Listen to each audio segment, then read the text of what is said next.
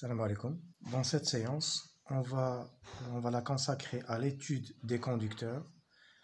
Alors, on va définir un conducteur. Un conducteur, c'est un composant, bien un corps, qui permet la circulation de charges libres. Naqil kahraba'i. Maintenant, nous, on va s'intéresser au conducteur dit en équilibre. Alors, je vais lire. Un conducteur est dit en équilibre si toutes les charges sont immobiles. Alors, je dis conducteur en équilibre, qui connaît les charges immobiles, c'est-à-dire mes bougies. Alors, les conducteurs en équilibre ont 4 propriétés principales. Alors, qu'on va utiliser pour la résolution des exercices. Alors, le champ électrique E est nul à l'intérieur d'un conducteur en équilibre. Donc, il est nul à l'intérieur. On va le démontrer. Le conducteur en équilibre constitue un volume équipotentiel. Où un volume équipotentiel? Le volume, il a le même potentiel. Équi, c'est-à-dire égal. Donc, un conducteur en équilibre constitue un volume équipotentiel. La troisième propriété, le champ électrique E est perpendiculaire à la surface d'un conducteur en équilibre. Donc, un conducteur en équilibre, le champ électrique il dit perpendiculaire à sa surface. Dernière propriété, la charge électrique elle est nulle à l'intérieur d'un conducteur en équilibre. C'est-à-dire la charge derrière le conducteur elle est nulle. Elle est par contre elle est distribuée sur sa surface. La charge me dit derrière, dit sur la surface d'un conducteur. On va les démontrer. Alors ce qu'on a, on a appelé le champ électrique E est nul à l'intérieur d'un conducteur en équilibre. Nul à l'intérieur d'un conducteur en équilibre. Comment on l'a démontré? Alors, on a comme un conducteur. Ah oui. Ce conducteur, il est en équilibre. Ça veut dire quoi? Que les charges ne bougent pas. Alors, les charges sont immobiles. C'est-à-dire, il y a la définition d'un conducteur en équilibre. Comment démontrer ça? Alors, je prends des charges. Puisque le conducteur il est en équilibre, c'est-à-dire que les charges ne bougent pas. Si les charges ne bougent pas, c'est-à-dire qu'ils sont soumis à aucune force. Donc, la force appliquée, par exemple, à une charge, elle est nulle. Puisqu'on a F est égal à Q fois E, l'autre courant, c'est-à-dire que E égale à 0. Donc, le champ électrique à l'intérieur d'un conducteur, il est nul.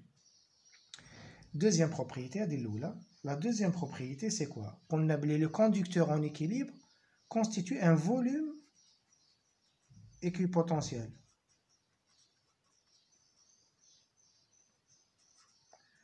Un volume équipotentiel. Où je mets un volume équipotentiel, c'est-à-dire que le conducteur, derrière le conducteur, V est égal à une constante.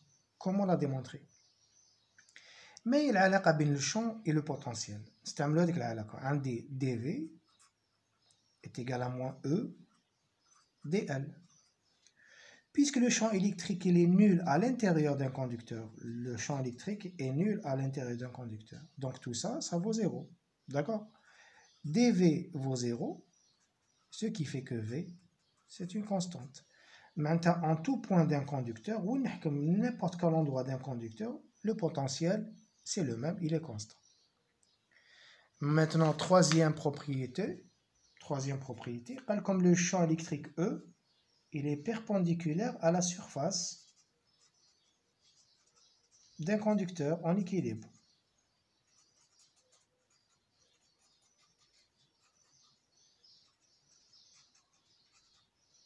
Ça veut dire quoi? Je vais dessiner un conducteur. Voilà, un conducteur fermé. Alors, comme le champ électrique, il dit toujours perpendiculaire, le champ électrique est perpendiculaire à la surface. Bien, comment démontrer ça?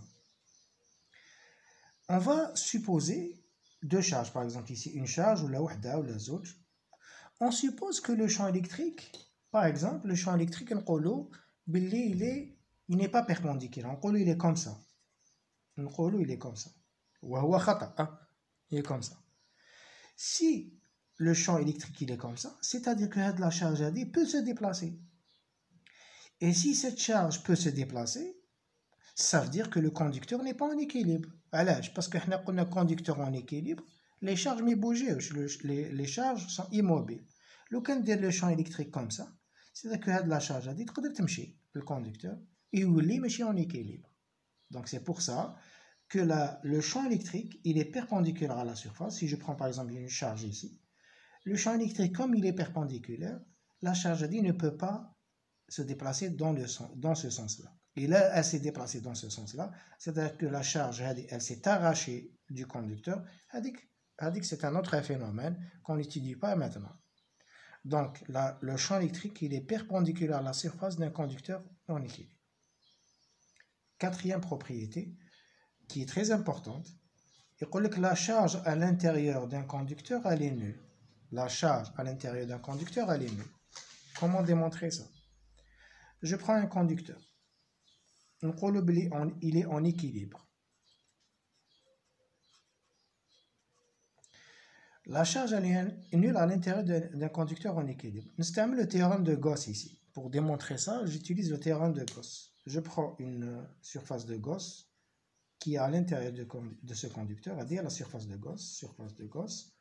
Nous utilisons le théorème de Gauss. Nous disons E fois la surface de Gauss directement est égal à la somme des charges intérieures à la surface de Gauss sur epsilon 0. Bien. On a vu dans la première propriété que le champ électrique E il est nul à l'intérieur d'un conducteur. Il est nul à l'intérieur, on a démontré. S'il est nul, donc tout ça, ça vaut 0. Donc somme des charges intérieures sur epsilon 0 vaut 0. Ce qui fait que somme des charges à l'intérieur d'un conducteur, elle est nulle. Donc les 4 propriétés vont vous aider à résoudre pas mal d'exercices. Le champ électrique est nul à l'intérieur d'un conducteur en équilibre. La charge à l'intérieur d'un conducteur, elle est nulle. Le champ électrique, il est perpendiculaire à la surface d'un conducteur en équilibre. Et la dernière propriété, le conducteur en équilibre constitue un volume équipotentiel. Bien. Maintenant, on va passer au calcul du champ électrique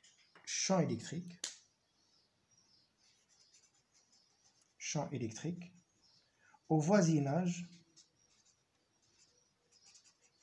immédiat d'un conducteur en équilibre. Donc le champ E au voisinage immédiat d'un conducteur en équilibre. Bien. Je vais prendre toujours un conducteur, voilà, un conducteur fermé. Et je veux calculer le champ électrique au voisinage immédiat d'un conducteur en équilibre. Fi djiwar, le conducteur en équilibre. Je vais prendre une surface de Gauss, donc sous forme d'un cylindre, voilà. Voilà la surface de Gauss, donc à l'intérieur elle ressemble à ça, donc voilà. Et cette surface renferme, quitte la rame à le conducteur, elle renferme une surface ici, S. Donc ça c'est S, c'est la même. On vient de le voir, que le champ électrique il est perpendiculaire à la surface, donc il est comme ça. Donc le champ électrique il est comme ça partout. Donc ici il est comme ça. Bien. Maintenant je vais représenter ma surface par un vecteur qui lui est perpendiculaire. On a une surface, un modèle à la surface. Donc je prends le vecteur surface ici, je vais l'appeler ds. Ici il est comme ça, il est perpendiculaire à la surface. والداخل ما كاش لي شارج ما نهضروش عليها. Donc la surface qui va rentrer en jeu c'est celle-là, la surface. Pourquoi? Parce que la surface, le champ électrique il est perpendiculaire à cette surface et donc il ne rentre pas dans le calcul, dans le théorème de Gauss. Nous utilisons le théorème de Gauss directement. E fois la surface de Gauss est égal à la somme des charges intérieures à cette surface sur epsilon 0. Bien.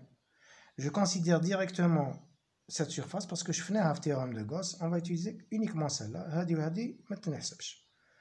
Donc je vais dire E fois la surface de Gauss, S fois S, est égal à la somme des charges intérieures à cette surface. La surface, elle renferme combien de charges? Donc elle renferme les charges les rahm hna. puisque la distribution elle est surfacique, elle est surfacique, parce que qu'on a la charge elle est répartie en surface. Donc on écrit sigma faut avoir la surface qui est la même que celle-là. Donc S sur epsilon 0. Donc là je vais simplifier S avec S et j'aurai le champ électrique E est égal à sigma sur epsilon 0. Voilà. Maintenant, je vais passer donc le champ électrique au voisinage immédiat, c'est-à-dire bidjiwar le conducteur. E égale à sigma sur epsilon 0. Je vais tracer maintenant l'évolution de ce champ, le champ électrique E. Vous allez voir pourquoi tout à l'heure, en fonction de l'épaisseur ou bien en fonction de la distance. Je vais délimiter cet axe-là, 3 zones. Donc la première zone, هذه رانا à l'extérieur du conducteur. اللي هنا رانا à l'intérieur du conducteur. وهنايا هذه المنطقة هذه رانا sur la couche superficielle. Couche superficielle. واش معناتها couche superficielle? C'est-à-dire في الحقيقة le conducteur وكنقطعو il a une certaine couche. Le conducteur a une certaine épaisseur. D'accord? هذه هي la couche superficielle. Bien. واش شفنا حنايا؟ نعرفو directement بلي le champ électrique il est nul à l'intérieur d'un conducteur. يساوي صفر. Ou à l'extérieur au voisinage immédiat il vaut sigma sur epsilon 0. نقولو بلي هذه c'est sigma sur epsilon 0. Voilà. Donc هنا il vaut ça. Et entre les deux, je vais rejoindre entre les deux. يتقطع هنا في الوسط. La valeur c'est sigma sur 2 epsilon 0. Donc sur la couche superficielle, le champ électrique moyen sera égal à sigma sur 2 epsilon 0. Donc le champ moyen dans la couche superficielle. Bien. On va passer maintenant à une autre notion. Pouvoir des pointes. Pouvoir des pointes. Pouvoir des pointes. Alors on explique plus comme rapidement le phénomène, le pouvoir des pointes. Il dit que par exemple, si vous تبنوا un bâtiment عالي بزاف, par exemple un gratte-ciel, toujours il diront une antenne, d'accord, une antenne sur l'immeuble, un gratte-ciel. Parce que la charge, s'il y a une foudre, cette foudre va être attirée par cette pointe de l'immeuble. Et la charge accumulée ici va être reliée par un câble, la terre, pour protéger l'immeuble. Maintenant, on a un autre exemple. Le soudeur qui est la soudure dans l'atelier Théo, a une soudure à l'arc, d'accord? Cette soudure à l'arc fait une baguette, comme ça. Pour la baguette, il se débère. La charge ici, elle s'accumule ici, sur la pointe, mais la tige, mais sur la pointe. Et maintenant, il peut y souder. D'accord? Je vais vous donner un autre exemple. L'avion qui te compte toujours il déroule les ailes des pointes. Il a قدر الله تضرب la foudre l'avion. La charge ne va pas affecter la coque, mais elle va être directement attirée les pointes ici. Et la charge va être tellement importante qu'elle va être dégagée ou bien ionisée dans l'atmosphère. Elle va se dégager dans l'atmosphère. Donc, c'est les différents exemples du pouvoir des pointes. Maintenant, quand vous avez un conducteur carré, par exemple un conducteur carré, vous allez voir que la charge est plus importante ici, les pointes, que là. D'accord? Je vais généraliser. Si vous avez par exemple un conducteur de cette forme, si vous voulez par exemple la charge ici, il y a beaucoup plus de charge ici que là. D'accord? On va essayer de démontrer ça d'une manière physique. Alors, donc, je vais pouvoir des pointes. Je vais l'expliquer. Je vais prendre deux sphères. واحدة صغيرة عندها un rayon R1 et l'autre كبيرة عندها un rayon R2. D'accord? Celle-là, elle a une distribution surfacique sigma 1 ou هذه عندها une distribution surfacique sigma 2. Maintenant, je vais étudier le potentiel ici. نكتب V1, le potentiel créé par cette sphère, c'est quoi? C'est KQ1 sur R1. Ou V2 est égal à KQ2 sur R2. Donc ça, c'est le potentiel créé par cette charge. La distribution est surfacique, donc نكتب V1 est égal à K sigma 1 S1 sur R1. C'est la charge Q1. La même chose, V2, c'est K sigma 2 S2 sur R2. Très bien. S1, c'est la surface de la première sphère. V1, donc c'est K sigma 1. La surface d'une sphère, c'est 4pi R1 au carré divisé par R1. La même chose ici, V2 est égal à K sigma 2 4pi R2 au carré sur R2. Bien. Maintenant, je simplifie déjà. Donc, je simplifie R1, R1, R2, R2. Là, je vais K sigma 2 fois 4pi R2. Ou on a K sigma 1 4pi R1. Maintenant, je vais relier les deux sphères par un fil fin et conducteur. كنديرهم نلصقهم بان فيل كوندكتور واش يرجع البوتنسيال هذا يساوي هذا. علاش؟ باسكو قلنا un conducteur il a dans le volume d'un conducteur le potentiel est constant. Donc هذا كي نلصقو بخيط مع هذا يولي لو ميم كوندكتور دونك عندهم لو ميم بوتنسيال.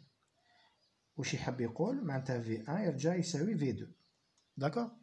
Si V1 égale à V2, qu'est-ce que ça veut dire? Ça veut dire quoi? Que K sigma 1 4pi R1 est égal à K sigma 2 4pi R2. Et j'aurai donc 4pi avec 4pi K avec K et il y a dit sigma 1 R1 égale à sigma 2 R2. Sigma 1 sur sigma 2 يساوي R2 sur R1. R2 sur R1, il est supérieur à 1. Ouch معناتها sigma 1 sur sigma 2 supérieur à 1. Ça veut dire quoi? Que sigma 1 كبير على sigma 2. واش نشوفوا؟ باللي وين يكون le rayon صغير؟ وين يكون le rayon صغير؟ La distribution de charge sigma 1 كبير على sigma 2. Donc sigma 1 est supérieur à sigma 2, c'est-à-dire les charges يروحوا le rayon de courbure le plus faible. يروحوا البلاصة وين يكون le rayon de courbure le plus faible. هذا هو le pouvoir des pointes. Maintenant, dernière notion, je vais parler de pression électrostatique. Pression électrostatique. Bien, la pression électrostatique, c'est quoi? Je vais prendre par exemple مقطع تاع un conducteur, مقطع, donc une coupe. فيه هنا plusieurs charges. D'accord? حنا واش شفنا؟ باللي à l'intérieur du conducteur لهنا E, le champ est nul. لهنا au voisinage immédiat E est égal à sigma sur epsilon 0. وفي الوسط le champ moyen هنا في الوسط c'est quoi? C'est sigma sur 2 epsilon 0. Bien. Maintenant, je vais dire que puisque le champ électrique il est perpendiculaire à la surface, le champ électrique est perpendiculaire à la surface, je vais prendre un morceau de cette surface, un morceau. Donc les charges qui sont là sont soumises à une force qui est dans ce sens-là, d'accord? Donc le cas نكتب هنا عندي une charge, l'ensemble de charges à deux mois c'est dq, d'accord? واش عندي؟ Donc dQ sera soumise à une force dF. D'accord? Donc je vais écrire dF est égal à quoi? La force c'est quoi? C'est Q fois E. Donc dF c'est dQ fois E. Est-ce que vous êtes d'accord? Donc dF est égal à dQ fois E. Très bien.